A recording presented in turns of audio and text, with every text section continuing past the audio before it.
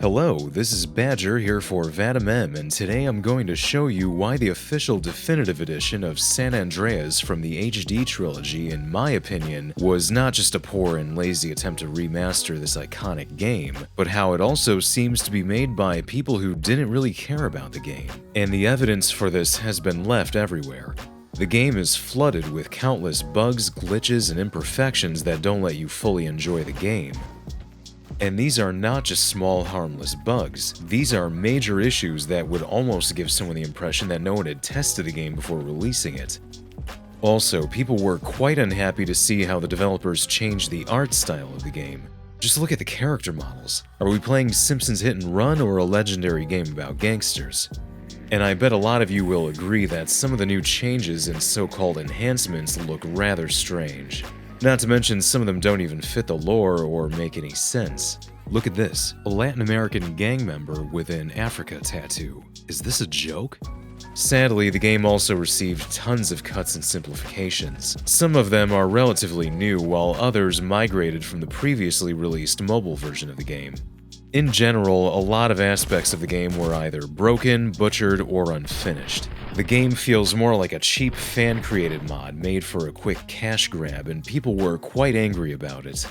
And special thanks for this goes to Grove Street Games, the studio that was hired by Rockstar Games to develop the trilogy and decided to put their stamp of quality on the loading screen. If you didn't know, this is the same studio that released the debatable mobile ports of the game in the past, where they didn't bother to fix known issues that people wanted fixed for years.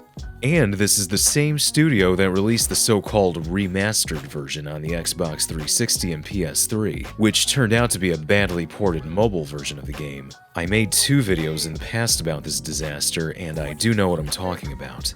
And funny enough, these people were somehow put in charge of remastering the original trilogy. It's almost no surprise that it went as badly as it did. It went so badly that Rockstar Games had to apologize about it in their newswire, basically confirming that it was a poor quality product, saying it had unexpected technical issues, and announcing that there would be numerous patches to fix this mess.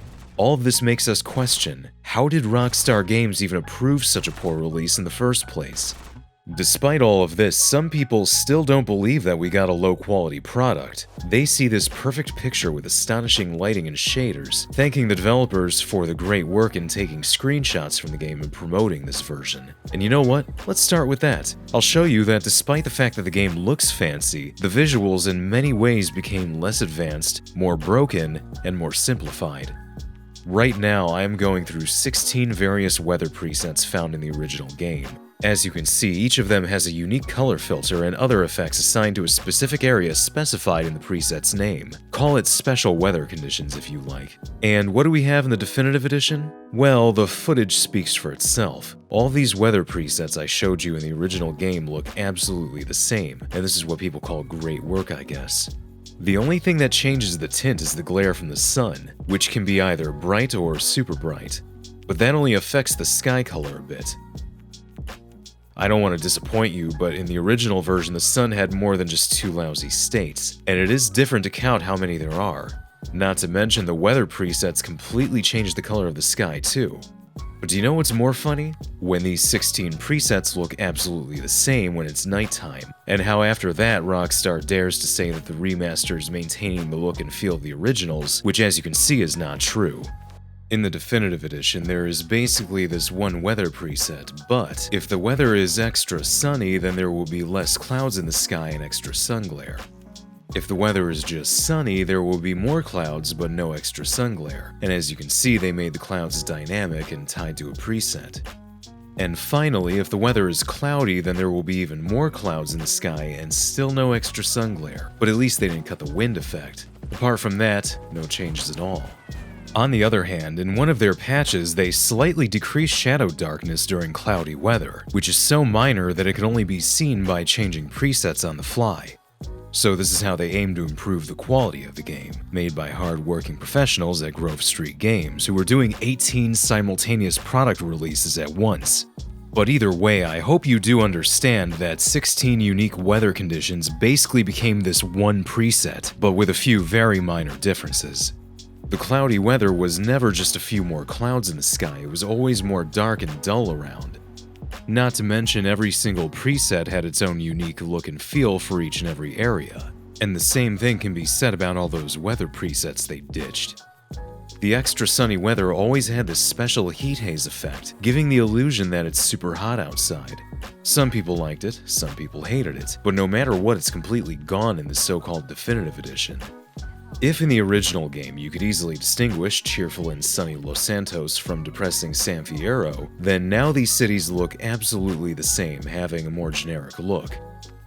Thanks to their laziness, every single area in the game looks the same, and has lost its unique charm and look. Basically, no matter where you are, you'll always see the same picture, and it's very disappointing. However, it becomes much worse when you play on previous generation consoles or with low cloud settings. The clouds under these conditions won't be volumetric at all, not to mention their density is too low. What's more sad is that non-volumetric clouds are barely visible during the daytime, and this is why a lot of people say that they're missing from their game. It's like they didn't really bother to adjust it right, because look at the cloudy weather here, they freaking blend with the sky. But what about the special weather conditions such as rainy weather? Well, the footage speaks for itself. It's laughable. The rain has become very basic and simplified. There's no noise effect on your screen and no clouds of rain blowing all over the place. Speaking quite frankly, it looks as though they made it as simple as they could. It looks more like an awful overlay on your screen than something decent, and before the patches it didn't even work right. If you fly straight up, you will increase the speed at which it pours. If you fly straight down, the rain will change its direction and will pour upside down. And if you were lucky enough, you can even freeze this goofy effect by flying at the right angle. And it looked pathetic until they decided to fix that in one of their patches, because apparently everyone laughed at it. And hey, did you see the enhanced lightning? Now, I thought that this effect should appear and occur in the sky and not on the ground. Oh boy, that looks impressively bad. It's just a ground flickering effect. Just look at the original game. The rain feels like rain and it isn't annoying. The lightning effect looks beautiful, and all of this was coded more than 17 years ago by people who apparently knew what they were doing. But hey, at least they've added a raindrop effect to the remaster. The only problem is people claim that it looks rather cheap. And how can you argue with that? More than 20 years ago, GTA 3 had a better raindrop effect. When a raindrop would land on the ground in that game, it would produce one type of splash. But if it landed on a vehicle, it would produce another type of splash. That's great attention to detail for that year. In today's masterpiece, they made it one cheap sprite and reused it all over the place. And this is the best they could do? The next detail will be surprising to you. If you didn't know, there's a rainbow that appears after it rains in the original game, but only if the rain appeared and then stopped pouring naturally without you using cheats, mods, or anything else. No matter how long I played the Definitive Edition, I have never seen a rainbow under the same circumstances. And there you have it, yet another small detail that they didn't port over to the new graphical engine.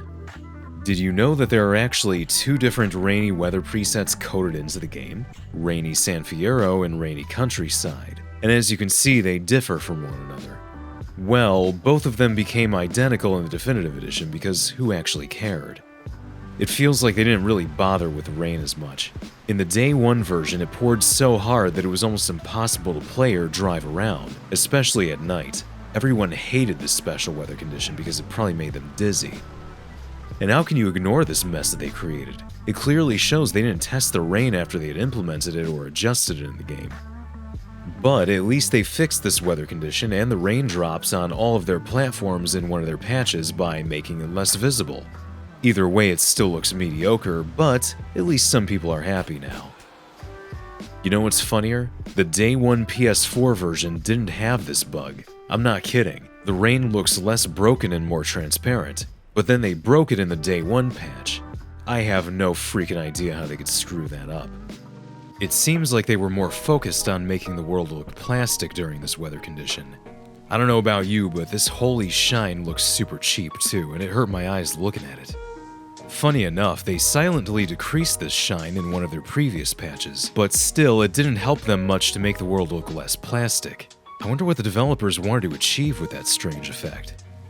But is there something decent in this weather condition? Well, I think that the rain puddles are a great addition to the game. I kinda like the reflections in them, and it does feel like an upgrade at least, because there was no such feature in the original game. However, some people really don't like the way they form.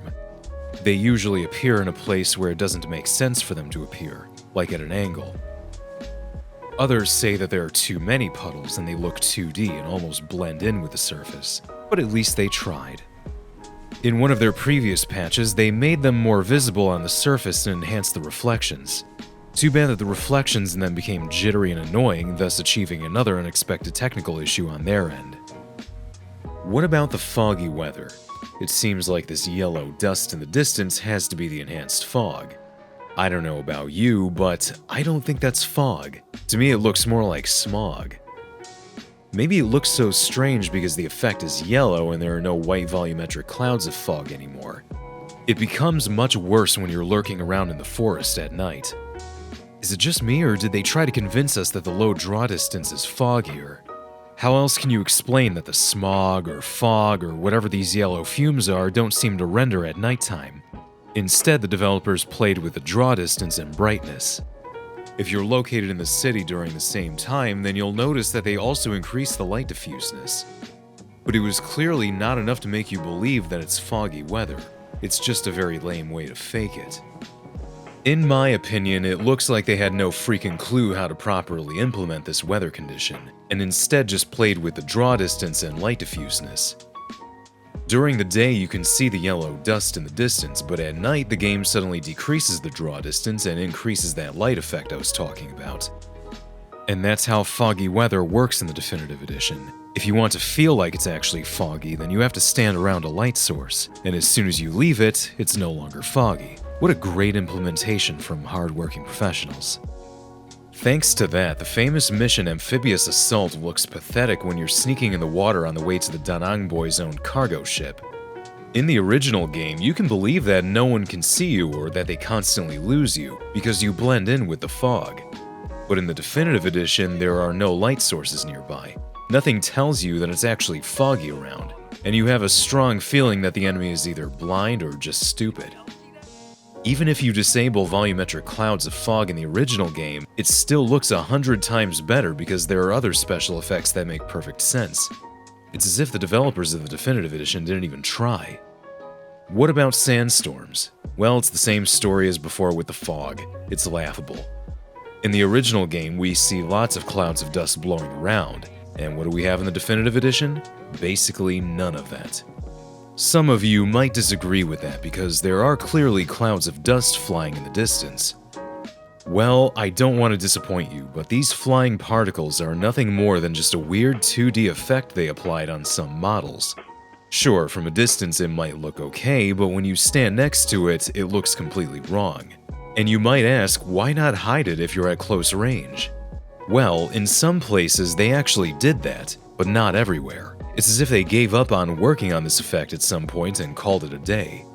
This is probably why we ended up seeing this weird effect even inside of a car. Not to mention, some objects or models don't even show the sand flying in the right direction. What was even the point of faking the sandstorm like that? It just blows my mind. Who would even think that it was a good idea to apply this effect on characters too? Don't you think they look strange? What is this supposed to be? Are they covered in sand too? If they were so proud of that effect, why doesn't it work right? When you look at them from a specific angle, the effect bugs out and you see this strange black ink on them. Makes them look kinda dirty or creepy. Tell me, do you feel scared looking at them? Because I do. Especially when I look at our boy Carl. He too is now covered in ink.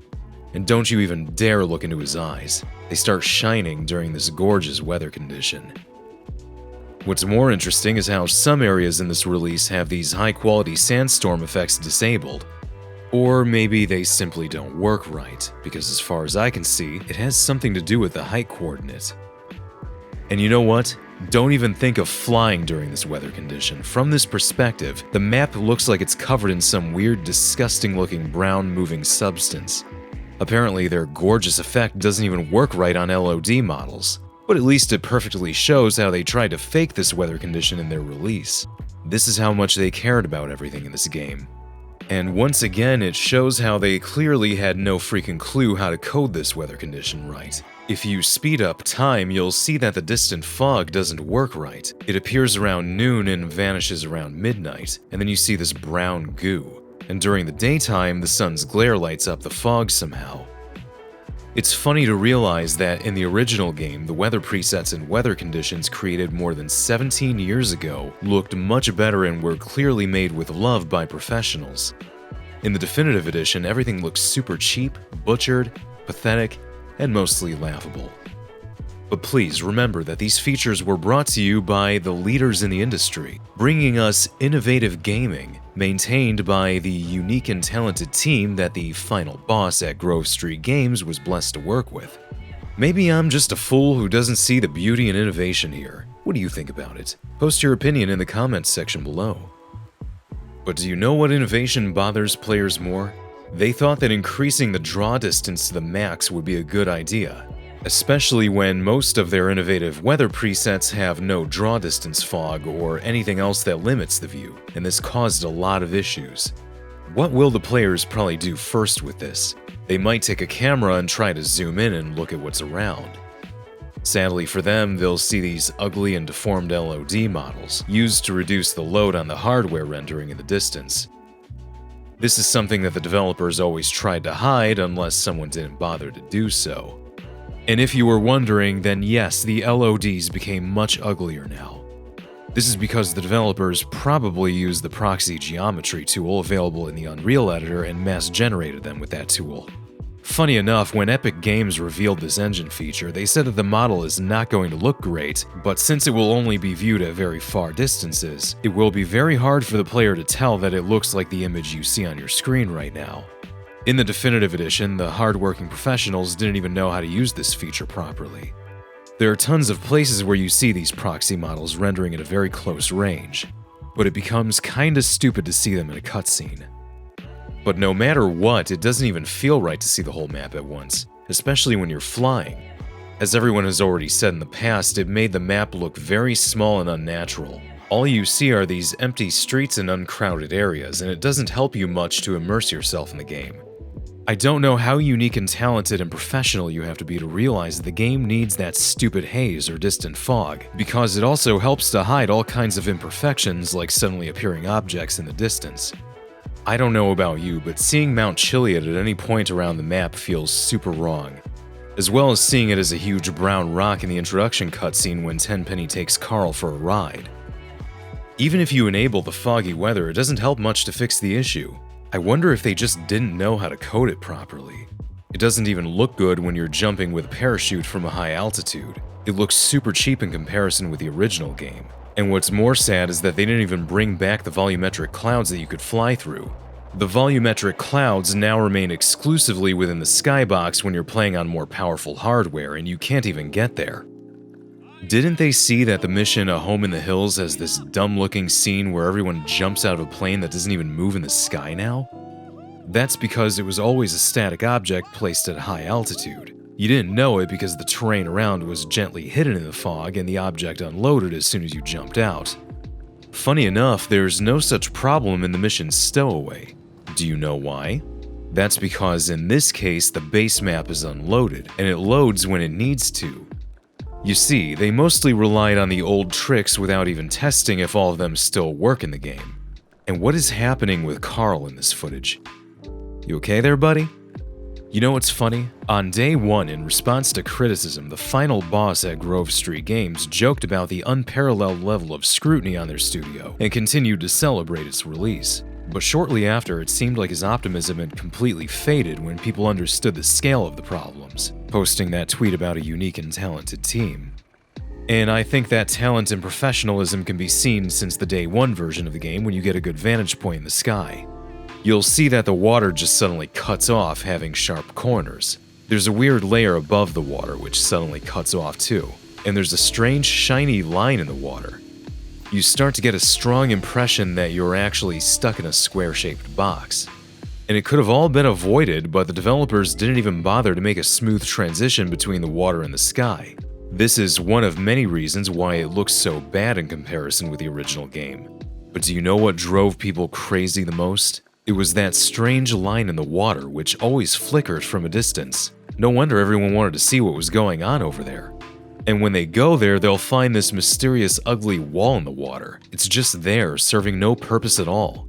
You can actually swim through it if you want to.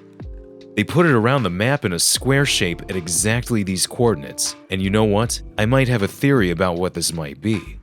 But first, I want to remind you that the original game never had any weird boundaries, sudden cutoff points, or ugly lines in the water, not to mention you could always take a plane and fly towards the ocean as far out as you wanted.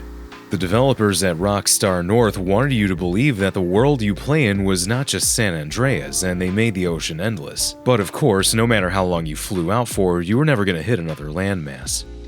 It seems like the developers of the Definitive Edition didn't really know how to do that on the different graphics engine, because how else can you explain why they made the game forcibly turn your plane around to go back to the city when you hit specific coordinates, slightly after flying over that weird wall in the water? Even if you teleport yourself far beyond that coordinate, the game will still teleport you back. The developers really didn't want you to go there. But it all breaks when you know an exploit to bypass that measure. And if you do know it, then you'll notice that the feeling that you live in a square-shaped box is there because the water is placed in a square-shaped form. It just suddenly ends in the distance at these coordinates. As you can see, the skybox in this release is limited too. Yet again, it gives us a hint that they had no intention to make the map endless, like it was in the original game. Everything has its boundaries and limits now. Need more proof? Remember the mission St. Mark's Bistro where we had to fly to Liberty City? Well, thanks to the leaked mission source files, we know that at some point they moved the destination marker which teleports you to LC a little bit closer to San Andreas. According to them, this was done so it doesn't show the outside of the skybox, and it might have looked something similar to my footage. It's pretty crazy to realize that the map was even smaller during the early development stage of the remaster. And in order to fix that issue with the skybox, they just moved the marker closer to the surface. As you can see, they made the skybox bigger now, but I wouldn't be surprised if this mysterious wall in the water was the place where the water originally ended at some point. Just think about it. It is a perfect and innovative way for them to hide that there's nothing beyond that point. Don't you agree? And you know what's even more funny? It seems that the original code is still capable of handling very far distances, but once again it's like they had no idea how to properly code the visuals, and instead just prevented you from going there by making lame boundaries and limits. After people had noticed their work, they had no other choice than to remove the stupid wall in the water, and to make the water boundaries at least round, as well as getting rid of an additional weird layer slightly above the water. Forget about the endless map. This is the best we'll get, I guess. As for the fog, they've implemented this ground haze option, which enables cloud cover at high altitude. It's up to you to decide whether it looks okay or not. You can always disable it if you want. However, it isn't as great as you might think. If you are located at a low altitude, then you won't feel any difference with the older patches, because it doesn't render under these conditions. Anyway, I might be wrong, but it seems like they didn't have a freaking clue how to properly code this feature either. If you gain altitude, then the cloud cover appears, but if you lose altitude, the cloud cover magically disappears. It looks pretty cheap. If you were wondering, this doesn't fix the problem in the mission A Home in the Hills. You can still see how the plane stays in one spot. It's just hovering and it looks ridiculous. How about we take a look at the original game, where the ground haze effect was always there, and the cool thing about it is how it doesn't disappear even if you fly through it. You can even see it when you're on the ground looking up at the sky, and this is part of why people love the original game. It was made with Rockstar North's scrutiny and attention to detail. As a bonus with the patch, they've implemented a barely visible draw distance fog, which was missing from the Day 1 version. Funny thing is, it didn't change much. In order to see the difference, you have to look at both versions at once with the same in-game time of day and weather conditions. Or maybe they just did something with the diffuseness when this fogginess is illuminated by the sun. It looks very close to that cheap trick they used with the foggy and sandstorm weather. Should I mention that this wasn't what the players wanted to get in the game? Just look at it. It didn't fix or improve anything in the game. While the unique and talented team is still trying to figure this out, the modder Junior found a better way to do it almost immediately after the game was released, and his solution looks quite impressive. So tell me then, what looks better? A A simple mod from some dude who doesn't even work with the hard-working professionals and who isn't even being paid to do this? Or the official patch from the Legendary team?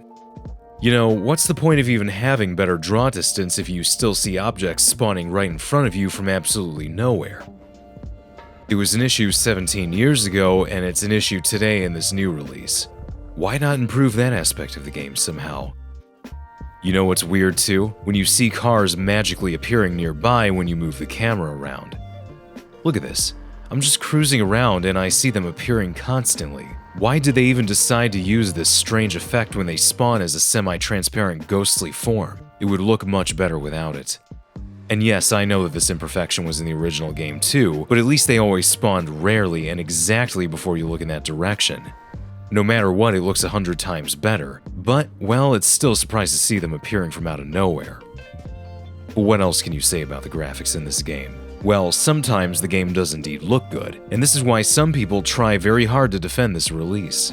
But, as experienced people say, this is thanks to the Unreal Engine and its ready-made solutions. But since it was developed with that innovative gaming touch, don't be surprised to see all kinds of corruptions and bugs like this one. When something is moving in front of the clouds, you'll see this weird pixelation. Thankfully, this corruption is mostly visible when the sky is dark, but still it doesn't look very good, especially when it wasn't fixed in all these previous patches. But do you know what they actually fixed in the patch? That weird ghosting effect you always saw in the water when you were flying around. It might be foolish to assume, but I guess they fixed it by disabling all reflections on the water. Even the clouds don't reflect in the water anymore. Or maybe they simply broke it and fixed nothing. I don't know. I wonder when they're gonna fix the rest of the bugs, like this stupid graphical bug that involves sunglasses and windshields. Funny thing is, it actually depends on the angle that you're looking at. What about some of the glass materials and their visibility in the water? Some other effects in this game have pixelated borders and flickering, such as the beam from the spotlight during the mission Amphibious Assault. I'm not gonna lie, my eyes hurt when I see this thing moving. Other things in this release don't render correctly either, such as wires. When you move your camera, they flicker, and yet again it looks very odd. And how can you miss the well-known ghosting effect that people complain about? As far as I understand, it's worse on the consoles because when I play with the PC version, I don't see it nearly as prominently. Some people will definitely say that the dynamic lighting system and shadows in this game look very good, and I can agree with that, but once again, you can thank the Unreal Engine for that, although this doesn't mean that there are no issues with it either. For some reason, the lighting changes the skin color of NPCs. Right now, it is 1600 hours, and the Aztecas gang member looks fine. However, as soon as I start to manually add hours, his skin becomes brighter. And at 0 hours, his skin suddenly becomes yellow, as if he had a disease or something. This, ladies and gentlemen, is the reason why some people joke about the game looking like Simpsons Hit and Run. And do not even ask me why his eyes are covered in blood. I have no freaking idea. I tried to spawn the same pet multiple times and I noticed that not all of his skin materials become yellow. Either the developers didn't tweak the lighting right, or it's a weird bug in the rendering materials. But either way, thanks to that, some pets don't look right under the lighting. Some of them look rather creepy and quite devastating, while the rest just look slightly brighter. And yes, I see that the character models look ugly, low quality, and cartoonish, but this is something we'll discuss in the future. Another big issue with the dynamic lighting is the dark cutscenes. A lot of cutscenes which take place outside usually look very dark, making it very hard to see what's going on your screen. On the other hand, this specific cutscene works better mostly at night. Only then do you really see what's happening and how they truly react to the situation. This is because the developers didn't do anything with the lighting in the cutscenes. It all basically depends on random conditions such as the time of day and the sun's placement in the sky. And since the lighting is what it is, you're always going to see lots of shadows in the foreground. They just did absolutely nothing to tweak it and left it as is. And after that, some people are still praising their work. I guess they were more focused on other things, such as making the demonic red glow for the mission circle. To be honest, I have no idea who even thought that was a good idea, especially when it reflects in the windows nearby. It just doesn't look right. And speaking of reflections, did you notice that if you shoot at the right angle, the muzzle flash will reflect in all the windows around too?